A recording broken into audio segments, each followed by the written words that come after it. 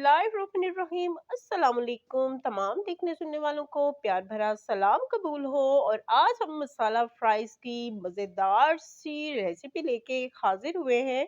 यहाँ पे मसाला फ्राई जो है मिस्टेकनली लिखा गया है, लेकिन मसाला फ्राइज की रेसिपी है और बहुत कम मसाला जात के साथ बहुत आसान सी जल्दी जल्दी से तैयार होने वाली रेसिपी है। और उसके लिए सबसे पहले यहाँ पे हमने लिए हैं 2 किलो आलू।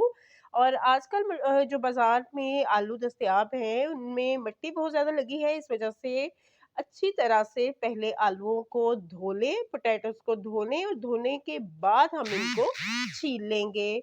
आपने पोटैटोज़ को धोने के बाद छील लेना है और यहाँ पे तमाम पोटैटोज़ जो हैं 2 किलो के 2 किलो जो है इनको मैंने छील लिया है और अब हम इस तरह से फ्राइज़ पे इनको काट लेंगे।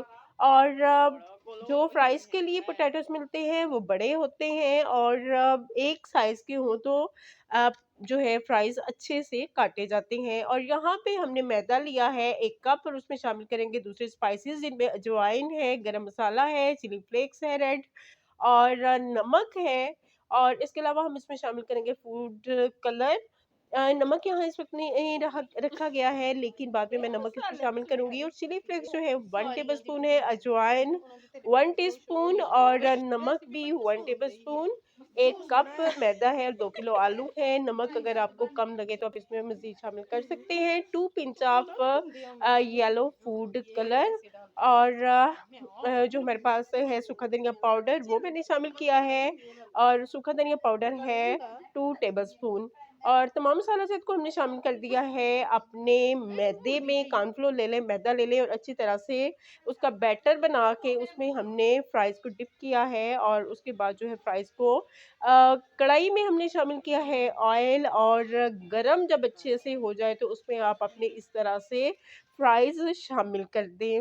और फ्राइज़ शामिल करके कुछ देर के लिए 3 टू 4 मिनट्स इसी तरह से आप इनको रहने दें। जब ऑयल में फ्राइज़ जो है आपको लगे कि इनकी एक साइड जो है तकरीबन पक चुकी है, फ्राई हो चुकी है, तो उसके बाद आप इनको पलटें। एकदम से पलटेंगे तो आपके जो फ्राइज़ हैं वो अच्छे से फ्राई नहीं होंगे।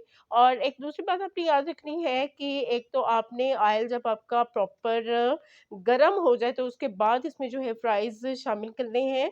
और जब निकालने हैं तो आपने फ्लेम को ऑफ करके नहीं निकालने हैं, बल्कि ऑन करके फ्लेम को ऑन रख के ही आपने इसमें से फ्राइज़ को फ्राई करके निकालना है। लास्ट वाला जो आपका पैच होगा वो भी आपने फ्लेम ऑन रखते हुए उसमें से निकालना है, क्योंकि ऑफ फ्लेम में अगर आप निकालेंगे तो ऑयल फ्राइज़ के अंदर ही जज़ब हो जाएगा।